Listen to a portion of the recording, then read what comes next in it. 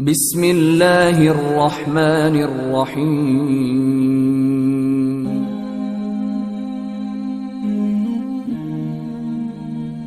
معافیاں مانگتے رہو، معاف کرتا جائے گا کرتا جائے گا کرتا جائے گا کرتا جائے گا، بس اس کی وحدانیت کا انکار نہ کرو۔ تو پہاڑوں جتنے گناہ بھی لے کر آؤ گے، حدیث میں آتا ہے کہ آدمی قیامت کے دن اللہ کے سامنے 99 گناہوں کے دفتر لے کر حاضر ہوگا، 99 گناہوں کے دفتر، اور اس کو اپنے بچنے کی کوئی امید نہیں ہوگی۔ اللہ کے سامنے کھڑا کیا جائے گا تو اللہ پاک پوچھیں گے یہ میرے فرشتوں نے صحیح لکھا کہ غلط؟ وہ اقرار کرے گا کیونکہ اس کے پاس تو گنجائش نہیں ہوگی، جی بالکل ٹھیک ہے، سب ٹھیک ہے۔ پھر تو تم اس کا اقرار کرتے ہو یہ سب تم نے کیا؟ جی میں نے کیا۔ تمہارے پاس اس کی کوئی حجت ہے؟ کہا جی کوئی نہیں۔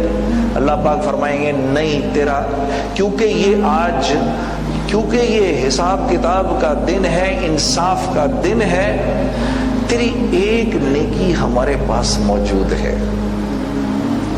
اور ایک پرچہ لایا جائے گا جس کو دیکھ کر وہ ہنسے گا کہ یہ پرچہ کیا کرے گا؟ اس پرچے پر لکھا ہوگا لا الہ الا اللہ۔ وہ پرچہ دوسرے میزان کے دوسرے ترازو پر رکھا جائے گا تو وہ 99 دفتر ایسے اڑ کے غائب ہو جائیں گے جیسے کبھی تھے ہی نہیں۔ اللہ اس کو اس کلمے کی بنیاد پر جنت میں بھیج دیں گے۔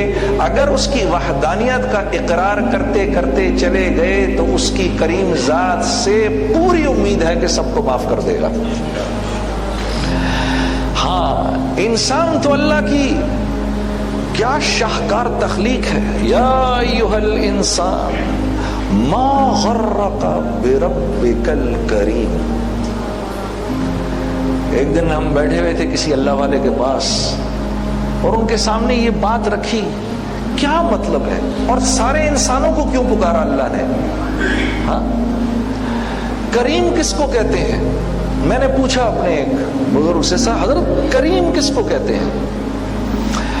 تو انہوں نے مجھے بتایا کہ کریم کس کو کہتے ہیں۔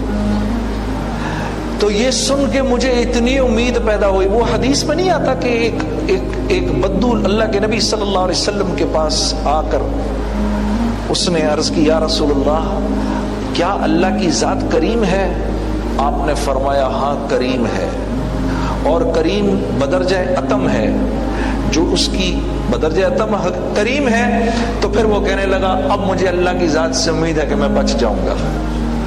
تو میں نے پوچھا حضرت سے، حضرت یہ تو قرآن میں بھی لفظ آیا ہے ما غرک بربک الکریم، کریم کا کیا مطلب ہے؟ تو فرمانے لگے کہ جیسے آپ میرے پاس آئیں اور میں آپ سے کہوں کہ بھائی کیا کرتے ہیں، اور آپ کہیں میں کچھ نہیں کرتا، تو کچھ کرنا چاہتے ہیں، ہاں مجھے آپ یہ کپڑے کا کام کرتے ہیں تھوڑا سکھا دیں۔ اب یہاں کاروباری بیٹھے ہیں، یہ فوراً سمجھیں گے اس بات کو۔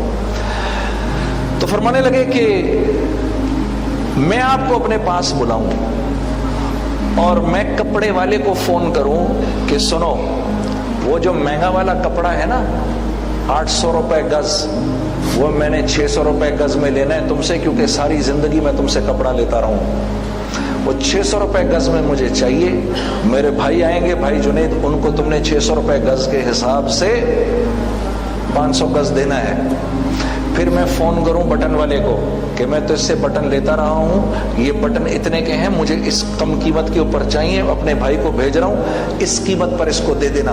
دھاگے والے کو خود فون کروں کہ تو وہاں جا، سلائی کرنے والے کو خود فون کروں، سارے معاملے سیٹ کر کے کہوں بھائی جنید تمہارا کام ہو گیا، اتنے پیسے تم نے دینے ہیں اور ابھی تم نے دینے بھی نہیں، جاؤ کپڑا لو وہاں سے، دھاگا لو وہاں سے، بٹن لو وہاں سے، سلواؤ وہاں پر، کتنے دنوں میں لے آؤ گے؟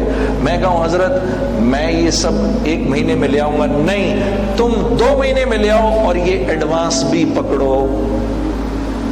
میں کہوں نہیں حضرت اس کو اپنے پاس رکھے، نہیں پکڑو، جاؤ، جیسے کہا ہے ویسے کر رہا۔ اب میں باہر نکلوں اور باہر نکل کے کہوں یار یہ بھیج تو مجھے اس کپڑے والے کے پاس رہے ہیں، میں فلاں کپڑے والے کو نہ دیکھ لوں، اور میں اس کے پاس جاؤں وہ مجھے مال غلط دے، غلط دھاگے والے کے پاس جاؤں، غلط بٹن والے کے پاس جاؤں، غلط سلوانے والے کے پاس جاؤں، سلوا کے ستیہ ناس مار کے 2 مہینے کے بجائے 3 مہینے میں لے کر ان کے پاس آؤں اور ان سے کہوں حضرت یہ لایا ہوں، اور وہ کہیں کہ آپ اس کے پاس نہیں گئے جس کے پاس میں نے بھیجا تھا؟ میں کہوں نہیں حضرت میں وہاں تو نہیں گیا۔ اچھا یہ میں دیکھ رہا ہوں آپ نے یہ جتنے میں جو بنایا ہے یہ اس لائق تو نہیں، لیکن میں اس کو اصل کی قیمت پر خرید لیتا ہوں، یہ اس کے پورے پیسے پکڑیں، اب جائیں اس کے پاس جس کے پاس میں آپ کو بھیج رہا ہوں۔ میں کہوں نہیں حضرت مجھے آپ اصل نہ دیں، نہیں یہ اصل رکھیں، یہ ایڈوانس پکڑیں اگلے کا، اب اسی کے پاس جانا جس کے پاس بھیج رہا ہوں، میں پھر اس کے پاس نہ جاؤں۔ 40 سال میں یہ کرتا رہوں 40 سال کے بعد بھی مجھے ہوش آ جائے اور میں کہوں حضرت اب 40 سال کے بعد میں نے وہی کیا ہے جو آپ نے کہا ہے، تو وہ پچھلا سارا معاف کر دے۔ فرمانے لگے اس کو کہتے ہیں کریم،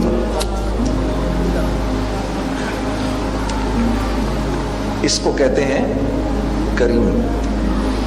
ما غرک بربک الکریم۔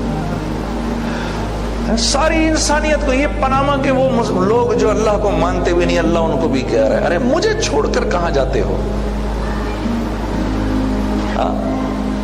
آپ دیکھو تو صحیح کتنا قصور ہے اپنا، میں نے نہیں بتا سکے۔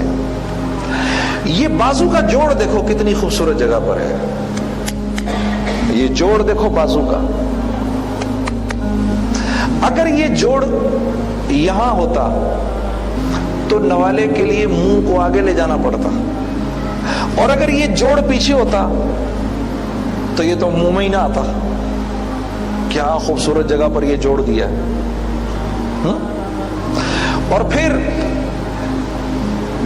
کاغذ کے بنے ہوئے چند نوٹ پکڑے اور بازار سے جا کر آٹا خرید لیا۔ یہ اس آٹے کی 10,000 سال سے اس کی نسل کو کون چلا رہا ہے؟ کون چلا رہا ہے؟ اللہ چلا رہے ہیں۔ یہ جا کر سبزی خرید لی، اس کی 10,000 سال سے نسل کون چلا رہا ہے؟ اللہ چلا رہے ہیں۔ یہ مرغی خرید لی، اس کی 10,000 سال سے نسل کون چلا رہا ہے؟ کاغذ کے چند ٹکڑے دے کر یہ خرید کر گھر لے آئے۔ ہاں یہ جو پانی پی رہے ہیں پاناما میں، آپ کیسے پی رہے ہیں؟ یہ سورج کی روشنی پڑتی ہے پیسفک کے اوپر، یہاں سے ہوا اوپر جاتی ہے، 1 سیکنڈ کے اندر 16 ٹریلین گیلن پانی بخارات بن کے ہوا میں چلا جاتا ہے۔ 16 ٹریلین گیلن۔ جب اوپر جاتا ہے نا تو اپنے ساتھ نمک کو لے کے جاتا ہے، اگر نمک نہ ہو تو یہ 10,000 فٹ پر بھی جا کر نہ جمے۔